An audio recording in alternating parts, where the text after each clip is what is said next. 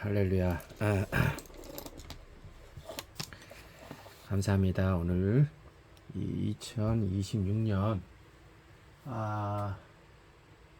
8월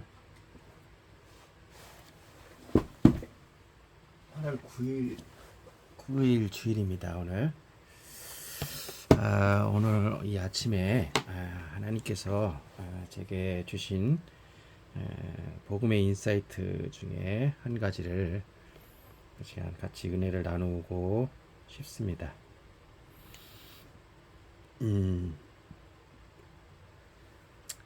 요즘에 계속 이제 쿠팡에서 일을 하면서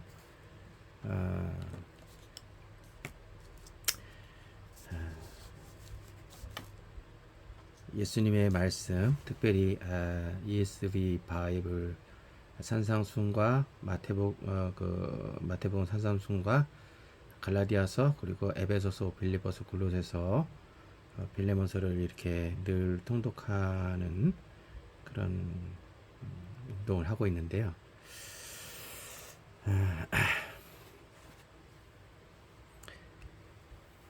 이 종교적인 어떤 기독교 문화 속에서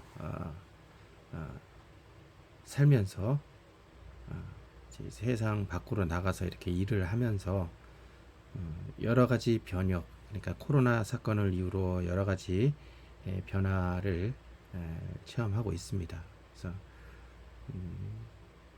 내가 기도하면, 내가 많이 부르짖으면, 종교적인 액션을 취하면 하나님께서 역사하시겠거니 하는 그런 생활이 고등학교 3학년 이후로부터 지금까지, 코로나 전까지 굉장히 많은 시간을 많이 열심히 하면은 하나님이 나를 받아주시겠거니 하는 어떤 그런 마인드로 살았던 것 같아요.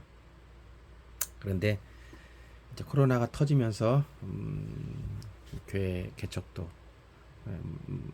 작은 개척교회도 완전히 쫄딱 망하고,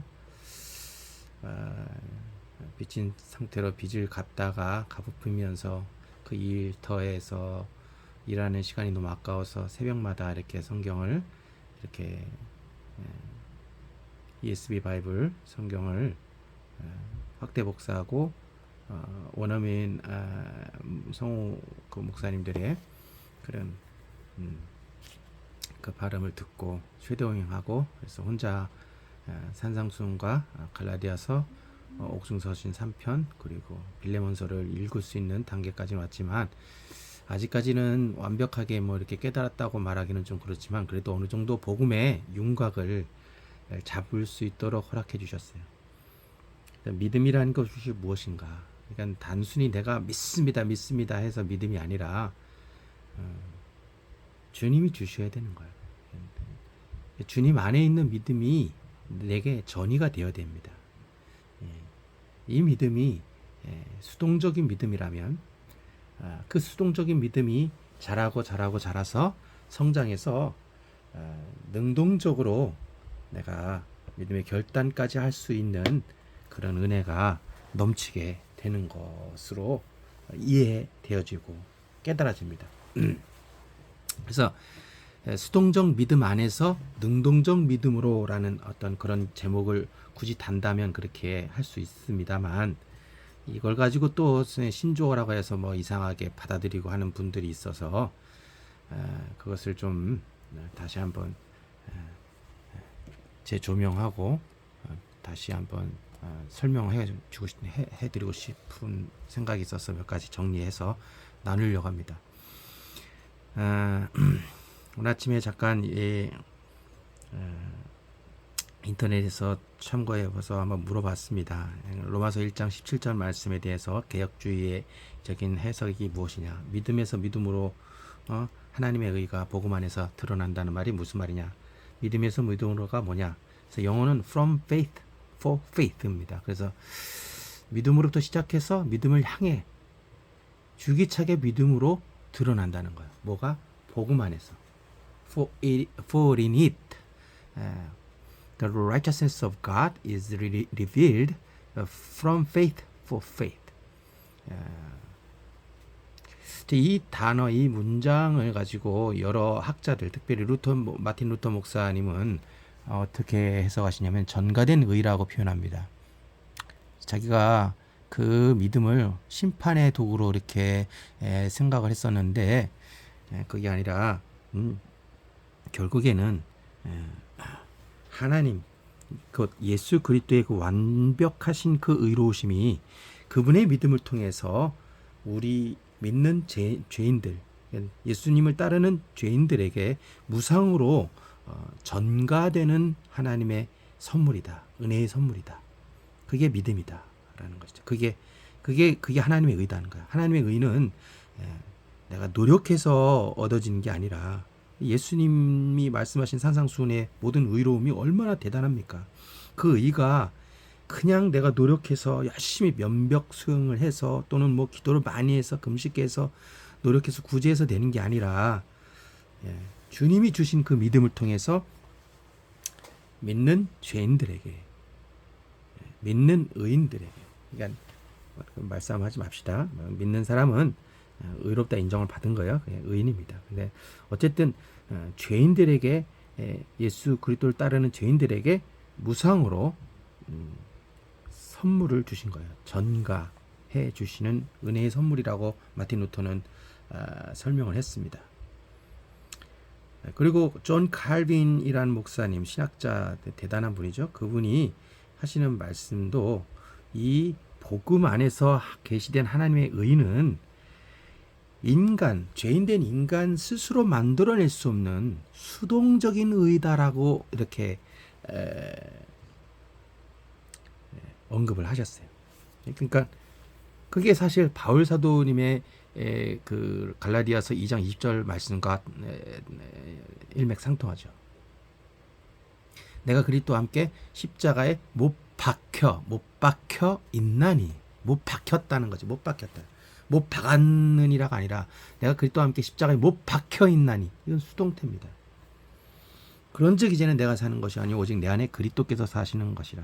이제 내가 육체 가운데 사는 것은 나를 사랑하사 나를 위하여 자기 자신을 내어주신 하나님의 아들 안에 있는, 예수 또 안에 있는 믿음에 의해서 살아가는 것입니다. 이게 수동태 믿음입니다. 이 수동태 믿음이 죽을 때까지 지속되는 것이죠. 갈라디아서 6장 끄트머리에서도 똑같이 그렇게 표현합니다. 세상 모든 종교인들은 자기의 육체의 업적을 자랑하고 뭐 공로를 자랑하고 뭐 교세를 자랑하고 뭘 자랑한다 할지라도 나는 자랑할 것이라고는 우리 주 예수 그리스도의 십자가만 자랑한다. 십자가 외에는 자랑할 게 없다. 십자가의 그리스도 때문에, 그리스도의 십자가 때문에 세상이 나를 보면 내가 죽었고, 내가 내 쪽에서 세상을 보면 세상도 죽었다. 세상과 나는 못 박혀 죽었다 이겁니다. 못 박혔다는 거야, 똑같이. 갈라디아서 2장 20절과 6장의 그 끄트머리에 나와 있는 그 말씀도 똑같이 수동태 믿음으로 시작되는 거야. From faith for faith. 수동태 믿음으로 충만하는데 성장하게 되면, 그 믿음으로 수동태 믿음이 성장하게 되면 능동적인 믿음으로 성장하는데 그게 바로 갈라디아서 5장 24절입니다. 그리스도 예수께 속한 자들은, 그리스도 예수께 소속된 자들은, 그리스도 예수 그리스도와 접붙여진 자들은 자기 육체를, 그 육체의 욕망과 정욕과 욕망과 함께 십자가에 못 박았느니라. 능동태가 되는 거예요. 그래서 수동태 믿음으로 충만하면 능동태 믿음으로 성장하게 된다라는 것이죠. 오늘 결론은 그겁니다. 자, 이 말을 가지고 자꾸 뭐 이렇게 뭐 자기 견해에 맞지 않다고 이렇게 논란을 논쟁을 하려고 하시는 분들이 있는 것 같은데, 그걸 다시 한번 좀 설명해 보려고 합니다. 성경에 보면은 믿음의 조상하면 아브라함이죠. 아브라함에게 믿음의 조상이라고 왜 해필이면 아브라함을 믿음의 조상, 노아도 있었고 당시에 에녹도 있었습니다. 그들도 믿음으로 다 하나님과 동행했는데 왜 해필이면 아브라함을 보고 믿음의 조상이라고 하느냐 이거죠. 그래서 이 아브라함을 우리는 통해서 믿음의 그 어떤 여정을 살펴볼 수가 있습니다. 아브라함은 총 175세를 살았습니다. 우리 이 시대를 따지면 굉장히 장수한 것처럼 보이지만 아담 이후로 노아 시대 때 900살 이상 살았던 그런 시대에 비하면 아주 단명한 겁니다. 그리고 또 아담과 아담, 셋, 에노스 쭉 나가서 마할랄렐, 뭐 야렛, 쭉 해가지고 노아 시대 때까지 그 900살이 넘는 것이 이해가 안 간다고 생각하시는 분들, 그게 너무 많이 살았다고 생각하시는 분들도 사실은 하나님 입장에서는 그것도 단명한 겁니다. 사실은 우리가 죄를 짓지 않았다면, 아담과 함께 범죄하지 않았다면 우리는 이 육체도 영원히 살 수 있었던 것입니다. 우리 죄를 졌기 때문에 죄악의 DNA가 죽음을 피하지 못하게 했던 것이죠. 어쨌든 아브라함이 총 175세를 향수했는데 75세 때 하나님의 부르심 받아서 장장 100년 동안 신앙생활을 했어요. 창세기 12장에서 하나님의 부르심을 받고 하나님 말씀하셨죠. 너의 본토 친척 아비 집을 떠나서 내가 지시하는 곳으로, 내가 보여주는 곳으로 가라. 그러면 내가 너에게 복을 주리라. 복 자체가 되게 하리라고 했어요. 너의 이름을 크게 하고 너의 민족 자손들이 많게 하고 크게 되고 엄청 축복을 많이 쏟아 부어 주셨어요. 그래서 그걸 따라가는 삶 속에서 75세 때 하다가 86세 때인가요? 그때 이제 어떤 일이 벌어졌느냐, 이스마엘을 낳게 된 거예요. 하나님의 허락을 받지 않고 그 여종 하갈과 동침해서 이스마엘을 낳았습니다. 그리고 99세 때 비로소 하나님이 진짜 나타나서 말씀하시죠. 나는 전능한 하나님이다. 너는 내 앞에서 행동하되 흠없는 자가 되라. 자, 이게 참 중요한 거야. 근데 창세기 다시 언급하자면 창세기 12장에서 하나님 부르시고 창세기 14장에서 전쟁이 벌어져서 조카 롯이 포로되고, 그래서 그것을 구출하는 과정에서 아비멜렉 죄송해요. 그 구출하는 과정에서 놀라운 그 어떤 동맹군과 자기가 키운 318명을 동원해서 기습작전으로 소돔성 백성들을 롯과 함께 다 구출했습니다. 그리고 나서 멜기세덱 제사장이 찾아와서 떡과 포도주로 환영해주고 축복해주고, 그리고 소돔 왕이 싸가지 없게 돈은 다 가져라, 백성은 내게 줘라, 이런 싸가지 없는 얘기를 했습니다. 동성애자로 가득한 아주 나쁜 왕이었죠. 자, 그래서 나는 한 가지도, 내가 동맹군이었던 이 사람들에게 사례금 다 지불해줘야 되니까, 그래, 동맹군들에게 다 사례금 지불하고, 또 내 군사들이 먹었던, 내 젊은이들이 먹었던 그 식사비, 그런 것들은 어쩔 수 없다. 그리고 내가 한 푼도 너 받지 않을 거야. 그렇게 해서 그냥 아무 대가 없이 롯을, 또 그 소돔 백성들을 풀어줬습니다. 당시로는 파격적인 그런 자원봉사입니다. 어쨌든 그렇게 했더니 아브라함이 두려웠어요. 그 왕들의 전쟁에서 기습작전 때문에 그들의 왕들의 그 어떤 부하들이 복수할까봐 두려웠고, 또 자기에게는 아무 대가도 없었기 때문에 그런 절망 가운데 있을 때 하나님 찾아왔어. 두려워하지 마라. 나는 너의 방패가 되어주고 내가 너의 방패가 되어줄게. 내가 너의 큰 상급이다 하시면서, 그때 아브라함이 창세기 15장에서 사수연합니다. 나는 늙었어요. 이제 86세 정도 됐을까요? 85세 정도 됐을까요? 자식이 없어요. 늙어서 이제 내가 가진 재산도 사실 다 이제 늙은 종이 다 가져갈 것 같아요. 그 청지기가 다 가져갈 것 같아요. 그러니까 하나님 말씀하십니다. 네 몸에서 날 자가 상속자다. 그러니까는 그게 오해의 소지가 된 거야. 네 몸에 나니까는 내 몸으로 나니까는 나는 지금 어떤 뭐랄까 정상적인 사람이구나 해서 사라가 그 얘기를 듣고 자기의 여종 하가를 붙여준 것 같아요. 그래서 이게 치명적인 그런 함정이죠. 어쨌든 그 말을 듣고 결국에는 하나님이 약속하십니다. 그 뭐라 하냐면 먼저 약속하신 게 뭐냐면 두려워하지 마라, 놀라지 말라. 내가 너의 방패가 되고 너의 상급이 된다 했더니 자식이 없습니다 했더니 텐트 밖으로 이끌시고 하늘의 별들을 보여주신 거예요. 당시의 별들이 얼마나 많았을까요? 지금도 중동의 카자흐스탄, 우즈베키스탄, 키르기스탄, 투르크메니스탄, 타지키스탄, 아프가니스탄 이런 데 나라들이 그 나라들 고산지대 보면 별이 그렇게 많대요. 그렇게 많이 보인대요. 아무튼 그 많은 별들 보고 네 별 세봐라. 그거 셀 수 있냐? 네 자손도 그건 셀 수 있을 것이다. 그럼 별들이 지금 과학자들이 말하는 그 우주가 지금 은하계만 해도 몇 천억 개, 몇 천조 뭐 하여튼 상상할 수 없는데 그런 은하계가 몇 천조, 몇 천 개 있다는 썰이 있습니다. 하여튼 상상 불허의 별들의 수를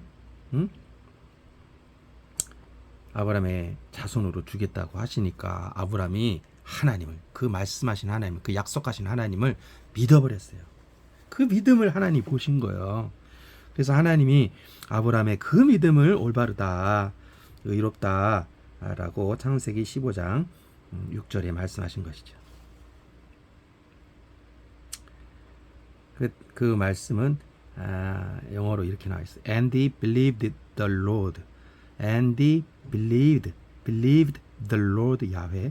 And he counted it to him as righteousness. 아브라함이 야훼 하나님을 믿었습니다. 그러니까 그 야훼 하나님이 그것을 그 아브라함의 믿음을 그 아브라함에게 의로 여기셨습니다. 자, 이게 참 중요한 겁니다. 여기서 만약에 하나님이 아브라함의 마음의 믿음, 그러니까 그 하늘의 별같이 네 자손들이 많아질 것이라는 말씀을 하신 야훼 하나님을 믿는 믿음을 보시고 아브라함의 믿음을 옳다고 여기신 점이 중요하다는 거예요. 그게 중요하다는 거예요. 만약에 하나님이 아브라함의 믿음이 옳다고 하지 않고 아브라함 자체를 옳다고 여기셨다면 어떤 결과가 있었을까요? 자, 아브라함의 믿음을 옳다고 여기시는 것과 아브라함 자체를 옳다고 여기시는 것은 어찌 보면 비슷한 것처럼 보이지만 천지차이입니다. 예수님도 이 땅에 오셔서 모든 그런 병자들에게 고치실 때 하시는 말씀이 내가 이 일을 할 줄을 믿느냐. 문둥병자에게, 소경에게, 모든 절뚝발이 모든 병자들에게 내가 이 일을 할 줄을 믿느냐. 예, 믿습니다. 네 믿음대로 될 자다. 네 믿음대로 될 것이다 하면서 고치셨어요. 믿음을 소중히 여기시는 거예요. 예수님은 믿음을 불러일으키십니다. 믿음을 창조하시고 믿음을 이끄시고 믿음으로 이끄시고 믿음을 완성시키시는 분이 우주 예수 그리스도라는 거예요. 여기서도 마찬가지입니다. 아브라함의 믿음을 옳다고 여기신 것이 정확하다는 거예요. 그 아브라함의 믿음을 옳다고 여기셨기 때문에 창세기 15장에서 아브라함의 믿음을 옳다고 여기셨기 때문에 나중에 벌어지는 사건, 하갈과 동침하는 사건, 또는 아비멜렉 왕에게 자기 와이프 사레가 너무 예쁜 것을 또 그때 당시는 워낙에 또 살벌하고 지금도 마찬가지입니다. 예쁘면 다 내 거라고 생각하는 아주 못된 시대가 예나 지금에 있습니다만 어쨌든 그러게 해서 두려워서 아브라함의 아내 사레를 자기 여동생이라고 속인 그것도 잘못된 것이잖아요. 그게 올바른 게 아니거든요. 어쨌든 그런 아브라함의 그런 실수와 잘못, 죄악들이 드러났잖아요. 그것으로 인해서 아브라함의 믿음이 옳다고 판정하신 것이 정확하게 떨어진 거예요. 아브라함을 옳다고 여기셨다라면 아브라함이 죄를 졌으니 이건 아브라함이 옳다고 판정하신 하나님도 옳지 않은 꼴이 돼버리는 거예요. 자, 이게 참 중요한 겁니다.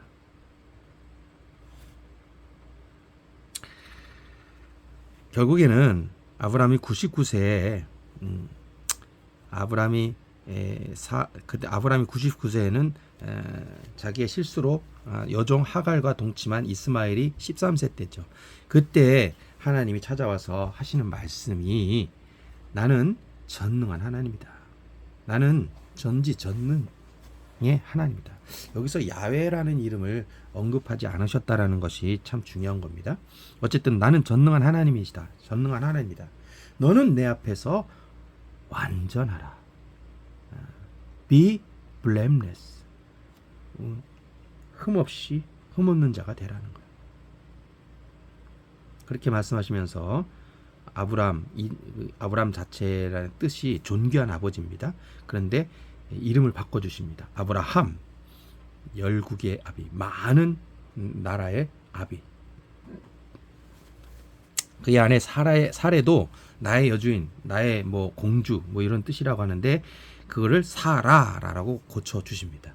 열국의 어미, 모든 민족의 엄마라고 이름을 붙여 주셨어요. 그리고 아직 태어나지 않은 이삭에게도 이름을 지어줍니다. 아들에게도 이삭이라는 새 이름을 지어주십니다. 그리고 그 창세기 거기에서 말씀하시는 게 뭐냐면 바로 이제 할례 의식을 그때 행하시는 거예요. 그러니까 참 중요한 겁니다. 할례 의식을 행하게 하시는 거예요. 그래서 아브라함이 99세 때 할례 받고 이스마엘은 13세 때 할례를 받았어요. 그래서 지금도 이슬람권에서는 그 이스마엘을 따라서 할례 의식을 행하고 있고 유대인들도 할례 의식을 굉장하게 종교적인 큰 행사로 중요한 행사로 여기고 행하고 있죠. 오늘날 이방 모든 세계에서도 사실은 그렇게 할례 의식 지금은 뭐라고 포경 수술이죠. 그것을 하면은 건강하다는 차원에서 이렇게 하는데 받거나 안 받거나 종교적으로는 그렇게 이제 그 어떤 그런 속박에 매일 필요가 없는 것이죠. 포경 수술이. 근데 하면은 여러 가지로 유익한 점이 있습니다. 남성의 성기의 그 작은 그 표피를 제거함으로 인해서 이제 소변 볼 때 좀 그냥 깔끔하죠. 그런 것도 있고 또 건강해지고 또 부부 생활할 때도 아내에게도 보건상 건강하게 할 수 있는 그런 거기 때문에 포경 수술이 좋은 것은 분명하지만 그것이 의무가 되어지는 것은 아니다라는 게 오늘날 시대라는 것이죠. 자, 중요한 건 이 할례 의식의 의미가 뭐냐고요. 저는 이 할례 의식을 어떻게 깨닫느냐. 난 굉장하게 하나님의 사랑과 굉장한 하나님의 그 어떤 배려심이 깊이 깔려 있다라고 봅니다. 왜 이스라엘 백성들에게 아브라함부터 시작해서 유대인들은 이 할례 의식이 시작되느냐? 하나님께서 선택하신 민족이기 때문에 하나님은 절대로 의로우신 분이시기 때문에 죄가 없으신 무죄하신 분이시기 때문에 죄인들과 같이 동행을 할 수가 없습니다. 출애굽기 시대 때도 마찬가지입니다. 그때 당시에도 하나님이 너무 이스라엘 백성들을 정말 말 그대로 전지전능의 그 10가지 재앙을 통해서 기가 막히게 이끌어 주시고 홍해 바다에서 이 이집트 제국의 모든 군사들을 완전히 수장시키시고 이스라엘 백성들을 구원하셨어요. 그리고 나서 시내산에서 10가지 계명을 반포하셨습니다. 모두가 들었어요. 나는 너희를 애굽 땅 종되었던 집에서 인도하여낸 내 하나님 야훼니라 라고 분명하게 그때 선언을 하신 거예요. 야훼 이름을 그때 선언하신 것이죠. 그때 그 십계명, 너는 나 외에는 다른 신들을 내게 두지 말지니라. 너를 위한 우상을 새기거나 만들거나 절하지도 말아라. 그리고 내 이름을 함부로 망령되이 부르지 말아라. 나의 안식을 지켜 거룩히 지켜라. 네 부모 공경해라. 살인하지 마라. 간음하지 마라. 도둑질하지 마라. 거짓 증거하지 말아라.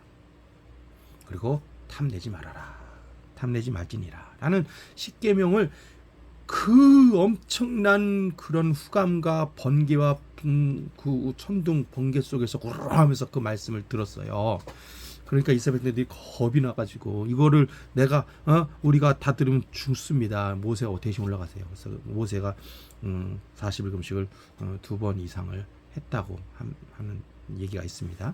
단식을 그렇게 해서 거기에 그 시내산 위에 구름이 빽빽한 구름이 수증기가 되어서 그가 수증기를 먹으면서 2번이나 금식을 할 수 있었던 것으로 사료가 됩니다만, 어쨌든 그렇게 이스라엘 백성들이 그렇게 구원을 받았는데 그때 바로 또 내려가라는 거야. 왜? 이 모세가 안 나타나니까 황금 송아지를 숭배하는 거예요. 그게 해서 열 받아가지고 막 그냥 모세도 그렇게 소중한 하나님이 직접 뜨신 그 두 돌판과 직접 쓰신 그 십계명 그 두 돌판을 다 깨트려 버리고 하나님이 말씀하십니다. 내가 쟤네들 싹 죽여버리고 너를 통해서 다시 이렇게 일으킬 거야. 모든 민족. 그랬더니 모세가 기도하잖아요. 이 백성들 용서해 주십시오. 이 백성들. 하나님 체면이 뭡니까? 다 이스라엘 백성들이 이 가나안 이집트에서 간신히 구출하셨는데 전 세계에서 다 그렇게 기적을 보였는데 다 죽였다라는 소문을 들으면 그거 하나님이 어떻게 감당하십니까? 차라리 그들의 죄를 용서하지 않을 것이면 제 이름을 생명록 책에서 내 이름을 지어 주십시오. 내게 범죄한 자만 내가 그 책에서 지우리라고 하시면서 하는 말씀이 그거예요. 난 얘네들과 같이 가기 싫다. 전해져라. 그렇지 않으면 얘네들 다 죽이고 싶다. 그런 얘기를 하신 거예요. 자, 그러니까 그 이스라엘 백성들이 듣고 너무 황송해가지고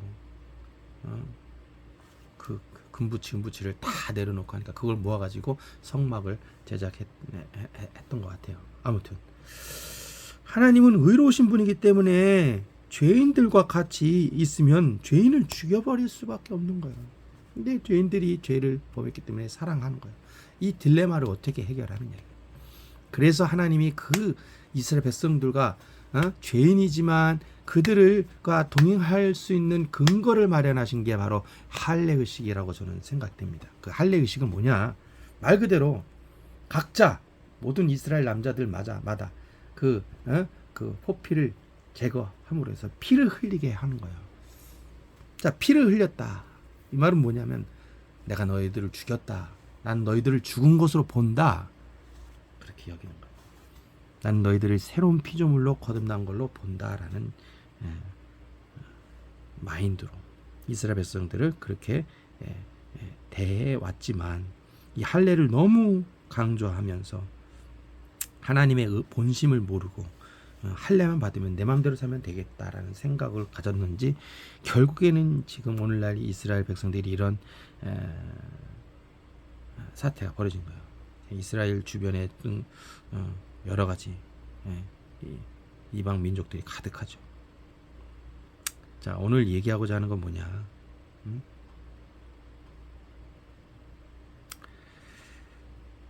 먼저 아브라함에게 믿음이 있었고 그 믿음이 있는 다음에 그 믿음을 인증하는 표시로 할례를 받았다라는 것이 갈라디아서의 핵심입니다. 할례를 받기 전에 아브라함이 믿었다라는 것이 중요한 겁니다. 그 믿음으로 말미암아 하나님이 의로 정하신 거예요. 할례는 그런 어떤 종교적인 어떤 우리의 죄를 인식하게 만드는, 죄를 깨닫게 하는 그런 것을 말하는 것이죠. 자, 아무튼 성경은 우리 주 예수 그리스도 안에 있는 믿음으로 우리가 구원을 얻었다라고 할 수 있습니다. 또 우리 주 예수 그리스도 안에 있는 믿음으로 구원을 받고 있으며 우리 주 예수 그리스도 안에 있는 믿음으로 구원을 얻을 소망을 가지고 인내하면서 기다리고 있습니다. 내 믿음이 아닙니다. 시당초부터 인간 죄인의 믿음이 아닙니다.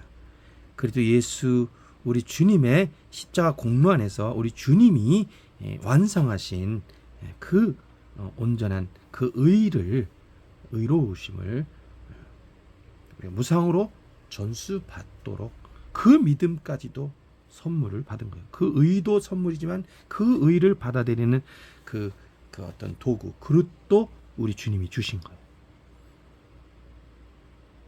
그래서 주님이 주신 믿음으로 우리는 옛자의 죽음을 입술로 선포하면서 살아가게 되는 것이죠. 이게 수동적인 믿음입니다. 이 수동적인 믿음으로 성장하지 않으면 결코 능동적인 믿음으로 성장할 수가 없습니다. 예를 듭시다. 아브라함이 애초부터 창세기 15장에 6절에 나와 있는 그 하늘의 별과 같이 많게 하시겠다고 하는 약속의 하나님을 믿지 않았다 그러면 어떻게 이삭을 번제물로 바치라고 할 때 그때 어떻게 그걸 믿음으로 바칩니까? 하나님이 그 엄청나게 별과 같이 많게 하시리라 하는 그 약속을 믿었기 때문에 그 하나밖에 없는 아들 이삭을 번제물로 바쳐서 묶어가지고 칼로 죽이려고 했던 것이죠. 그 능동적인 믿음입니다. 아브라함도 능동적으로 믿었어요. 그래서 결국에는 완벽한 믿음을 완성하게 되어서 마침내는 아브라함이 믿음의 조상이라는 이름을 일컬음 받게 된 것이죠. 동일하게 갈라디아서에서도 그렇게 나옵니다. 오늘 갈라디아서 2장 20절은 철저하게 수동적으로 우리는 믿음의 고백을 해야 된다는 거야. 내가 그리스도와 함께 십자가에 못 박았느니라가 아니라 못 박혀 있나니 수동태적인 믿음으로 늘 고백을 해야 된다는 거예요. 그렇게 되어질 때 그게 또 맞는 것입니다. 그게 내가 의지로 내가 예수님과 함께 못 박힐 수가 없습니다. 못 박을 수가 없어요. 예수님이 이미 못 박히셨기 때문에 예수님조차도 수동태적으로 못 박히신 거예요. 예수님 스스로 어떻게 못을 박습니까? 그런데 예수님은 죄가 없이 못 박히신 것이고 죄 없이 태어나셨고 죄 없이 사셨고 죄 없이 일하셨다가 수동태적으로 못 박히셨는데 우리가 이 예수님과 함께 어떻게 로마 시대 때 그때 못 박히심을 우리의 것으로 받아들일 수 있느냐? 그게 어떻게 내가 어떻게 예수와 함께 못 박힐 수가 있습니까? 그게 바로 믿음이라는 거예요. 믿음. 어떤 믿음? 예수님을 나의 주인으로 받아들이면 주인이 못 박힌 것이 그 종도 못 박힌 것으로 여긴다는 거예요. 이게 좀 이해가 안 가는 거예요. 오늘날 주종관계의 그런 개념이 좀 잘 없는 시대이죠. 옛날 조선시대도 아니기 때문에 예를 들면 그럽니다. 나의 머리 대신 예수 그리스도가 못 박혀 죽으셨으면 나의 몸에 붙어있는 몸의 지체도 못 박혀 죽은 거예요. 자, 일제시대 때 고종 황제가 못 박혀 일본에 의해서 암살당했든지 뭐 어떻게 죽었다 칩시다. 그러면은 그때 조선이 죽은 겁니다. 고종 황제가 죽은 것은 고종 황제에 속한 백성, 조선 백성이 다 죽은 것입니다. 그거는 빼도 박도 못한 거예요. 말 그대로 지금 오늘날 저 이란에서 모든 왕들이 완전 그때 싹 죽은 것은 이란도 죽은 거예요. 이란의 모든 백성도 죽은 거로 보는 거예요. 마찬가지입니다. 한 나라의 대표가 죽었으면 한 나라 자체가 죽은 것이고 한 사람의 머리가 죽었다? 몸도 죽은 것입니다. 한 기업의 주인이 죽었다? 그 기업 직원들, 종들 다 죽은 거예요. 자, 그런 이치로 내가 예수 그리스도를 주인으로 받아들이면, 예수 그리스도를 나의 왕으로 받아들이면, 예수 그리스도를 나의 하나님으로, 나의 머리로 받아들인다고 할 때 이게 놀라운 은혜입니다. 사실 이 믿음이 그냥 생기지 않죠. 어떻게 예수님을 나의 주인으로 받아들입니까? 내가 내 마음대로 하고 싶지. 내가 왕 노릇하고 싶고, 내가 하나님 노릇하고 싶고, 내가 결정하고 싶고, 내가 마음대로 돈을 벌었으니 내 마음대로 쓰고 싶지. 어떻게 뭐 나의 주인 예수 그리스도로 해가지고 그러면은 내 자유가 박탈되는 거 아닙니까? 그게 믿음입니다. 이 믿음은 아무나 받는 게 아닙니다. 그래서 예수 그리스도를 주인으로 시인하고 고백하는 자, 그리고 마음으로 예수 그리스도께서 십자가에 못 박혀 죽으시고 부활하신 것을 믿는 자는 의로움에 이르고 구원에 이른다고 로마서 10장 9절로 10절의 말씀을 하고 있습니다. 자, 어쨌든 수동태적인 믿음이 참 중요한 거예요. 그래서 내가 예수 그리스도께서 나의 주인 예수 그리스도께서 십자가에 못 박혀 죽으셨으니 종인, 그분의 종인 나도 못 박혀 죽었습니다 라고 인정하고 들어가라는 거예요. 그게 신앙생활의 기초이자 과정이고 결론입니다. 내가 그리스도의 그리스도, 내 주 예수 그리스도, 나의 왕 예수 그리스도, 나의 주, 나의 머리 예수 그리스도가 못 박혀 죽으셨으니 나도 못 박혀 죽었습니다. 인정하고 들어가는 것이 중요하다는 거예요. 그게 믿음입니다. 그게 수동태 믿음이요, 수동태적인 의로움을 덧입는 것입니다. 자, 그래서 십자가가 소중한 겁니다. 십자가에 못 박혀 죽으신 이유가 여기에 있습니다. 예수님이 그냥 단순히 목이 잘려서 죽으셨다고 한다면 그 죽음이 그냥 단순하게 여겨졌을 거예요. 그 죽음은 어떻게 보면 저주의 문제, 우리의 인간의 어떤 뭐랄까요, 저주의 문제가 해결되지 않습니다. 근데 성경은 저주의 문제를 어떻게 해결하느냐? 저주, 나무에 매달려 있는 자는 저주 아래 있는 자다. 저주 자체가 됐다. 갈라디아서 나와 있는 대로 그렇습니다. 갈라디아서 3장이죠. 저주의 문제가 해결되기 위해서는 분명히 아무 죄 없는 예수 그리스도께서, 우리 주 예수 그리스도께서 십자가 나무에 벌거벗겨서 못 박혀 죽으셔야만 우리의 모든 죄악의 문제뿐만 아니라 형벌의 문제뿐만 아니라 저주의 문제까지 싹 청산이 되는 것입니다. 그래서 우리 주 예수 때 십자가가 위대한 겁니다. 십자가의 그리스도가 그래서 소중한 것입니다. 십자가의 그리스도를 외면하고 자꾸 딴 얘기하고 뭐 자기 지식을 자랑하고 자기 신학을 자랑하고 자기 능력 자랑하고 자기 권세 자랑하고 자기 명예 자랑하고 자기 학벌 자랑하고 자기 뭐 어떤 세력을 과시하는 그런 것은 진짜 그리스도인이라고 할 수 없죠. 십자가의 그리스도를 자랑하는 자는 참 그리스도인입니다. 십자가의 그리스도 이외에 다른 어떤 길이 없습니다. 그래서 좁은 길입니다. 산상순에서 좁은 길을 왜 좁은 길이냐? 예수 그리스도라는 몸 하나에 들어와야 돼요. 예수 그리스도의 몸의 지체, 예수 그리스도와 인격적인 연합이 있어야만이 진정한 생명의 삶을 누리게 되고, 그 사람만이 모래밭 위에 집을 쌓은 집이 아니라 반석 위에 집을 지은 지혜로운 건축자가 되는 것이죠. 그래서 어떠한 환난과 핍박이 와도 무너지지 않는 믿음의 승리의 삶을 살게 되는 것이죠.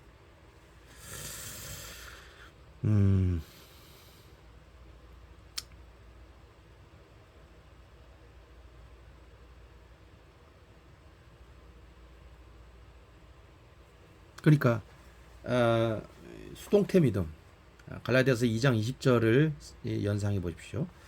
내가 그리스도와 함께 십자가에 못 박혀 있나니.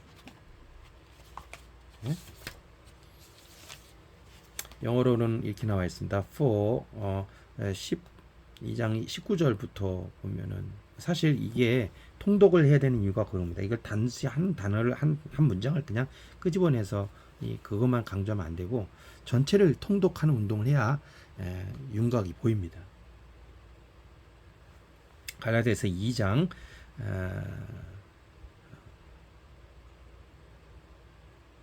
어쨌든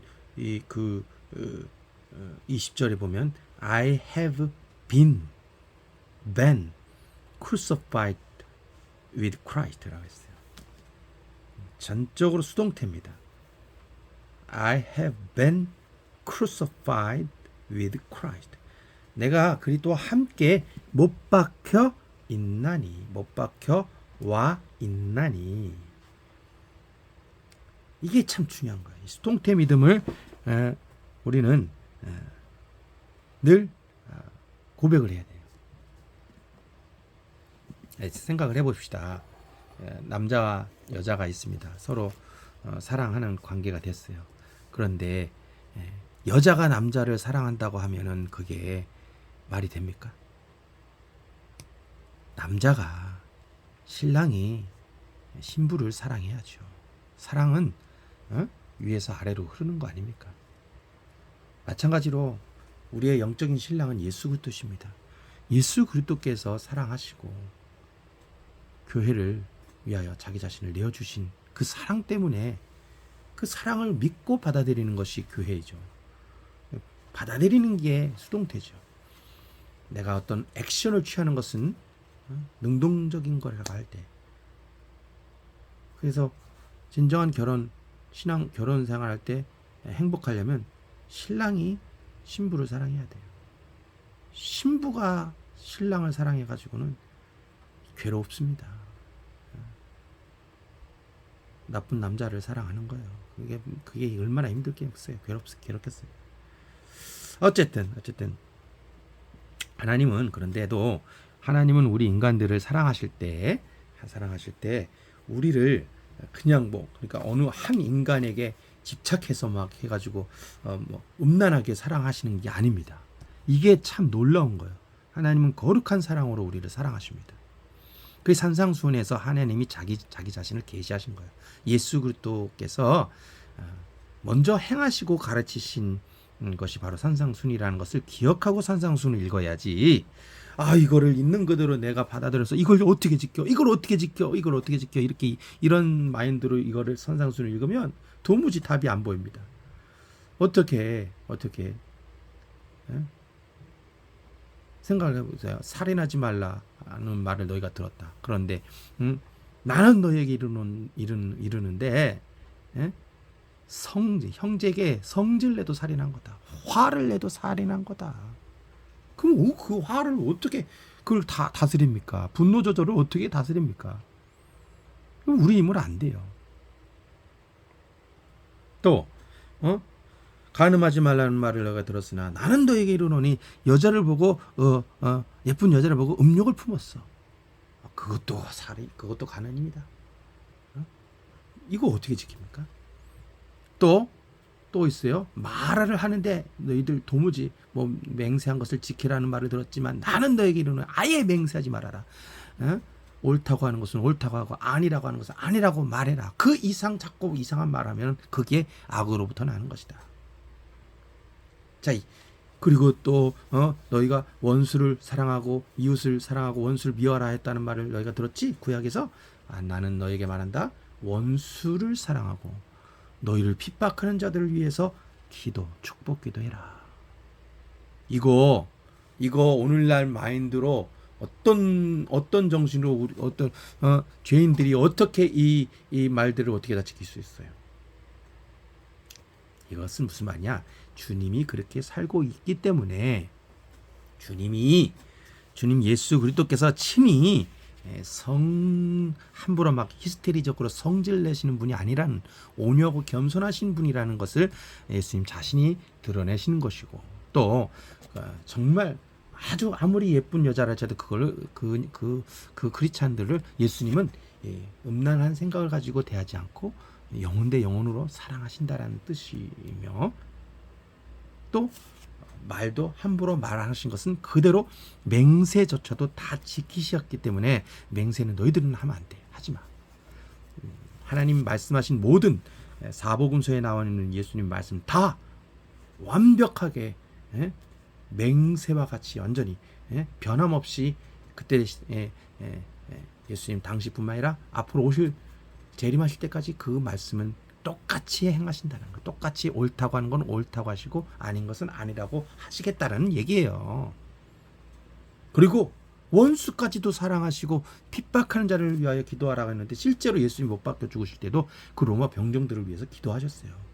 야 이놈아, 내가 누군 줄 알아? 내가 하나님의 아들이야 이놈아. 이놈이 감히 하면서 팍 못 박는데 아프다 이놈아 이렇게 하지 않고, 아버지 저들의 죄를 저희가 알지 못하니 용서해 주십시오.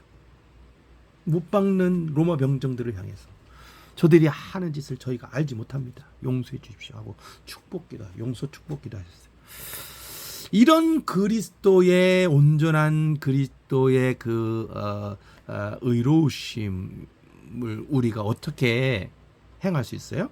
그 그리스도가, 온전하신 그리스도가 예수 때 십자가에 못 박혀 죽으시고 부활 승천하사 보좌 앞에서 성령으로 우리에게 충만하게 침례를 베풀어 주실 때, 그리스도께 푹 잠기는 침례의 삶을 살 때 그리스도가 우리 속에 들어오셔서 행해지는 그런 자연스러운 그런 왕국의 백성들이 취하는 행동들이 바로 산상순이지, 그리고 또 바깥에서 내가 뭘 행해가지고는 택도 없는 이 행동 그런 수칙들입니다.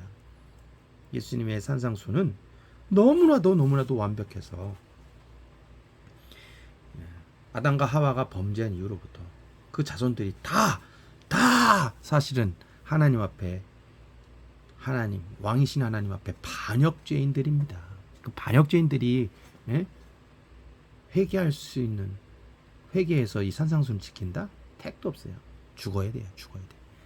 그러니 죽음을 미리 앞당겨서 선포하자는 거예요. 그게 바로 수동태 믿음입니다. 이미 내가 하나님께 반역한 아담과 하와와 함께 범죄한 반역죄인입니다.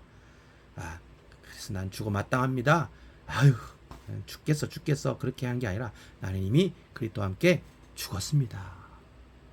나의 주인 예수 그리스도가 죽으시 십자가에 못 박혀 그 하나님께 버림당하시고 형벌당하신 그때에 나도 옛자도 같이 못 박혀 죽었고 형벌받았고 저주받았습니다. 옛자는 죽었습니다. 그리스도와 함께 못 박혀 있습니다. 이렇게 선포하고 들어갈 때 그리스도께서 내 안에 부활하셔서 내 안에 그리스도께서 사시는 거예요. 그때 그리스도께서 내 안에 사셔서 산상순이며 사복음서의 말씀이며 모든 말씀들을 행하게 하시겠다는 것이죠. 그래서 지금 결론은 그거예요. 수동태 믿음이 중요하다는 거예요. 수동태 믿음으로 말미암아 수동적으로 하나님이 완성하신, 능동적으로 완성하신 우리 주 예수 그리스도의 그 의로우심을 수동적으로 받아들이는 거예요. 그 의를 그 수동태 믿음으로. 십자가가 그래서 소중한 겁니다. 내 주 예수 그리스도께서 십자가에 못 박혀 죽으셨을 때 나도 죽었습니다. 나도 죽겠습니다가 아니라, 나도 죽을 것입니다가 아니라 죽었습니다. 못 박겠습니다가 아니라 못 박혔습니다. 못 박혀 있습니다. 그리스도와 함께. 이 수동태 믿음이 소중하다는 거예요. 이 믿음으로 충만할 때 그리스도께서 내 안에 임재하시는 거예요. 마치 동정녀 마리아 속에 성령으로 그리스도가 잉태되듯이 우리도 우리 속에 그리스도가 잉태되시고 자라시고 성장하시는 거예요. 그리스도가 나타나시는 거죠. 우리 그리스도를 임신한 것과 같은 느낌. 그리스도인들은 정말 이 수동태 믿음으로 충만한 자들은 그리스도를 임신한 자들입니다. 그래서 그리스도를 출산하기까지 우리 몸 관리를 잘해야 돼요. 몸 관리를. 그래서 그 믿음으로 충만하면 그리스도가 그리스도 출산한다는 것이 어떤 의미입니까? 내가 죽을 때 육신 장막을 벗어날 때까지 관리를 하는 거야. 수동태 믿음으로 충만하면 어떤 일이 벌어져요? 능동태 믿음의 어떤 그리스도께 속한 자가 되니 함부로 말하지 않게 되니까. 내 안에 그리스도가 계시니 함부로 말할 수가 없지요. 내 바깥에 계신 그리스도라고 한다면 내가 마음대로 할 수 있을지는 몰라요. 예수 그리스도, 실제로 베드로도 3년 반 동안 그렇게 수제자로 예수님을 죽이시게 따랐지만 예수님 죽겠다고 하니까 나도 죽겠습니다 하다가 결국에는 난 몰라, 걔 누구야, 누구 몰라 하면서 여종들 앞에서 나 모른다고 3번이나 부인했어요. 네, 성령이 임재하시니까 그리스도께서 마가다락방에 백이신 문도에게 성령으로 충만하게 임재하시니까 그제서야 아하, 이제 진정한 믿음이라는 게 무엇인지 알게 된 거예요. 그리스도의 죽으심이 내 죽음이었구나. 그러니 그리스도가 내 안에 잉태되시는 것이죠. 잉태되시고 자라시고, 그래서 산모와 같이 그렇게 하다 보니까 이 그리스도를 소중히 여기는 삶을 살게 되니 말을 함부로 할 수가 없어요. 그리스도에 속한 자가 되니까 함부로 행동할 수가 없어요. 육체와 함께 그 정욕과 육체의 정욕과 욕망을 십자가에 못 박았느니라는 수준에까지 나가는 거예요. 그게 사도 바울이 만난 참 그리스도인의 복음을 만난 증인이죠. 복음의 증인이죠. 여러 말들을 지금 준비를 했지만 어쨌든 결론은 그거예요. 결론은 갈라디아서 2장 20절로 만약에 끝났다라고 한다면, 그래서 갈라디아서 5장 24절로 끝났다라고 한다면 그래, 그러면 능동태 믿음으로 적극적으로 우리 십자가 못 박자 이렇게 말할 수 있는데, 그게 아니라 갈라디아서 6장에서 다시 못 박겠다라는 말을 또 하는 거예요. 갈라디아서. 그래서 통독을 하시기를 바랍니다. 통독의 유익이 아주 중요한 거예요. 어느 한 구절을 끄집어내서 암송하는 것보다 전체를 암송하는 게 통독. 한 편지, 갈라디아서 전체, 에베소서 전체, 빌립보서 전체, 골로새서 전체, 빌레몬서 전체, 산상수훈 전체, 이렇게를 통독을 하시면서 암송하시는 연습을 하셔야 돼요. 갈라디아서 5장 24절은 분명히 이렇게 기록합니다. And those who belong to Christ Jesus have crucified the flesh with its passions and desires. 분명히 그리스도께 속한 우리 주 예수 그리스도께 소속된 자들은 육체의 그 정욕과 욕망과 함께 십자가에 못 박았느니라 라고 했으니, 이걸 가지고 강조해가지고 막 우리는 못 박자 이렇게 강조하면 안 된다는 거예요. 못 박지 못하는 사람은 뭐가 됩니까? 이 전체적인 갈라디아서의 전체의 흐름은 수동태 믿음으로 충만해야 이 그리스도께 속한 자로서 십자가에 못 박는 단계까지 오게 된다는 얘기죠. 그래서 갈라디아서 2장 20절과 연동해서 갈라디아서 6장 몇 절이요? 14절이 중요한 거예요. 14절. But far be it from me to boast, except in the cross of our Lord Jesus Christ, by which the world has been crucified to me, and I to the world. 나는 결코 자랑하지 않습니다. 다른 것들은 자랑하지 않습니다. 오직 자랑할 것은 우리 주인 되신 예수 그리스도의 십자가만 자랑합니다. 그 십자가 때문에 세상이 나에게 못 박혔고 내가 세상에게 못 박혔습니다. 세상과 나는 간 곳이 없습니다. 세상에 대한 미련 없습니다. 나 자신에 대한 어떤 애착심 없습니다. 오직 예수 그리스도만이 나의 자랑이시고 나의 왕이시고 나의 하나님이시고, 예수도 십자가에 못 박혀주신 그 은혜가 너무 소중해서 나는 이제 이 세상과 세상에 대한 어떤 미련 또는 나 자신에 대한 어떤 애착심 이런 것들 다 개쓰레기로 버려갖고 그리스도를 위하여, 그리스도를 아는 지식이 가장 고상해서 그리스도를 얻고 그리스도 안에서 발견되고 그리스도로부터 그리스도의 공로를 힘입어서 의롭다 인정받는 그날까지 좁은 길을 걸어갈 것입니다. 세상 사람들은 당장 현세에서 막 누리고 즐기고 막 그럽니다. 그러나 나는 그것이 아니다. 나는 다시 오실, 나는 그 하늘의 시민권자로서 내 몸, 이 썩는 몸을 썩지 않는 몸으로 변화시켜 주실 그 때까지 끝까지 좁은 길, 그리스도와의 관계 속에서 좁은 길을 걸어 갑니다. 그게 사도 바울입니다. 그래서 갈라디아서만 읽으면 안 되고 빌립보서도 읽어야 됩니다. 빌립보서의 그 3장에 나와 있는 대로 정말 진정한 할례를 받은 자는 어떤 자냐? 바로 그리스도 예수 안에서, 그러니까 성령 안에서 성령으로 예배를 드리고 성령으로 예배드리는 거죠.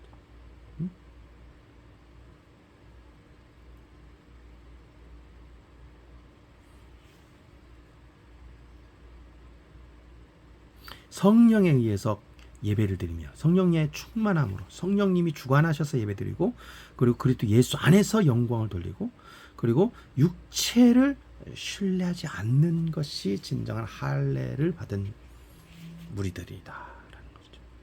이것이 아주 중요한 거. 그래서 바울서신 13서신을 우리가 공략을 해야 됩니다. 아무튼 오늘 핵심은 그겁니다.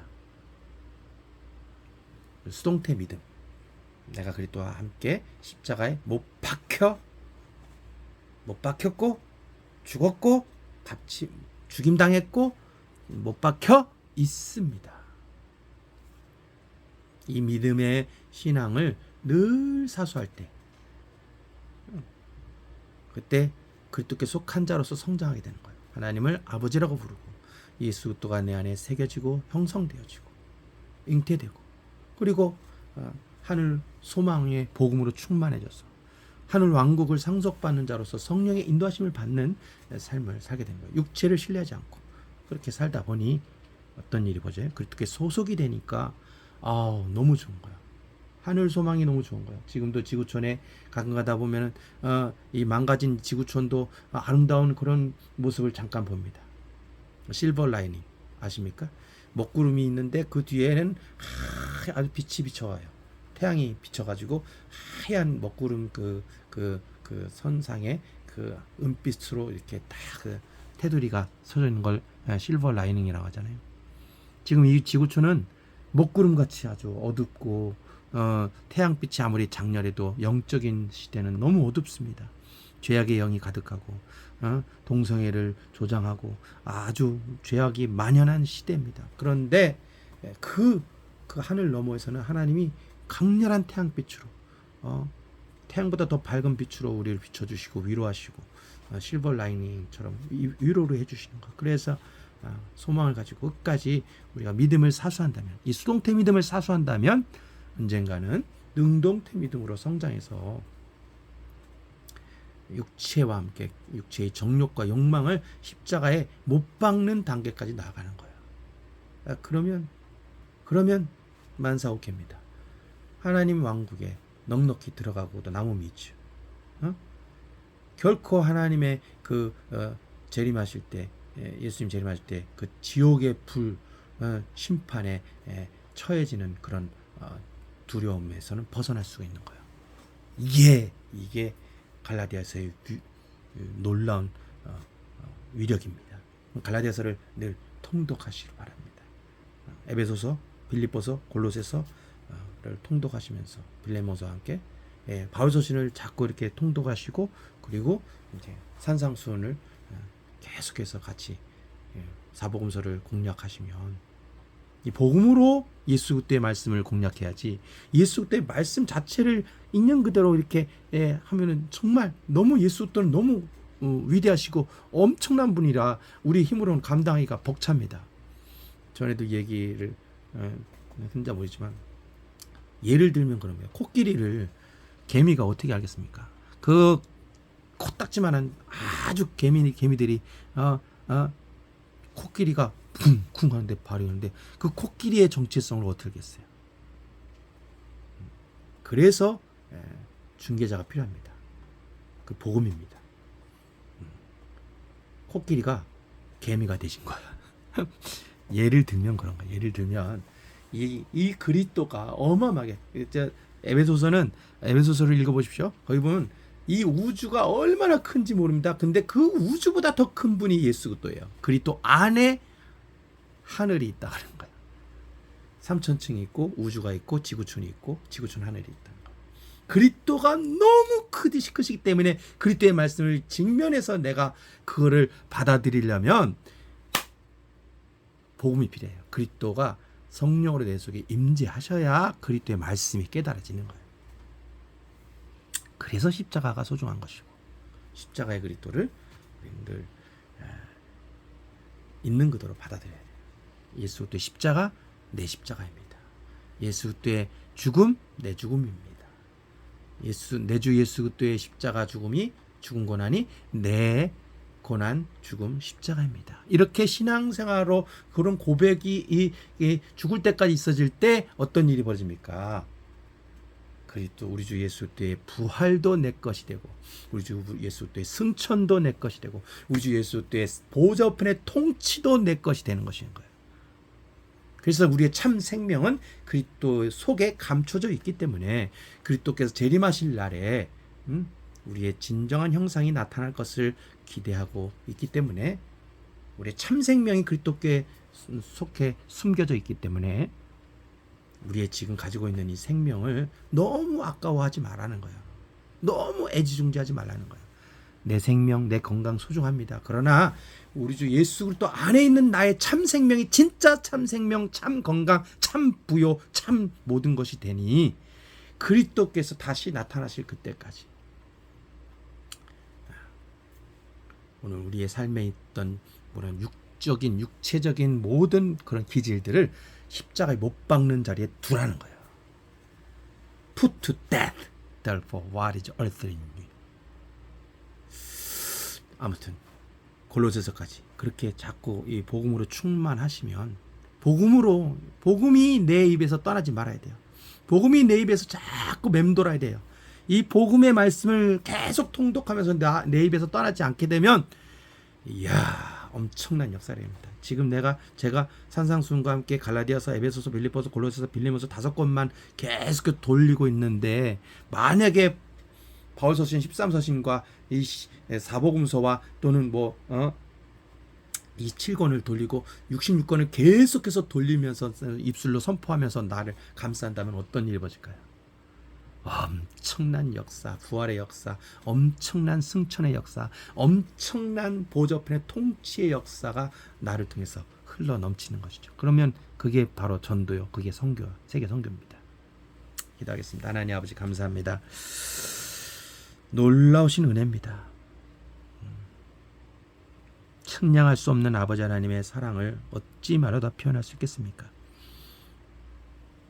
우리 주 예수 그리스도께서 하늘 보좌 우편을 박차시고 버리시고 떠나시고 이 땅에 마국간 말구이로부터 시작하여 나무 십자가에 벌거벗겨 못 박혀 저주의 상징물이 되어 주실 정도로, 그래서 철저히 하나님께 버림을 당하심으로 우리가, 예수 믿는 우리가 선택받고 자녀되고 하나님 왕국의 상속자 되도록 입양되게 하신 놀라우신 아버지 하나님이여, 우리 주 예수 그리스도의 십자가의 그 보혈의 은혜와 아버지 하나님의 그 사랑하심, 입양하신 놀라우신 하늘 왕국 상속자 삼아주신 한량없는 아버지의 사랑하심과 성령님의 예수 그리스도 우리 주님 군 타고 다시 오시는 그날까지 우리의 영과 혼과 육체가 흠없도록 지킴받게 하시고, 우리 주 예수 그리스도와 같이 온전하게 자라게 하시는 모든 감화감동 교통 역사 충만 내 주님과 함께 하신 모든 위로하심이 이 영상을 보는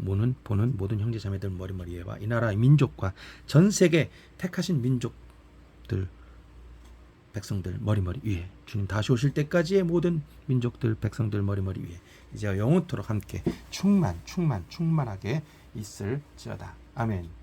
할렐루야. 모든 영광 하나님께 돌려드립니다. 할렐루야. 감사합니다. 하나님 감사합니다. 수고하셨습니다. 할렐루야.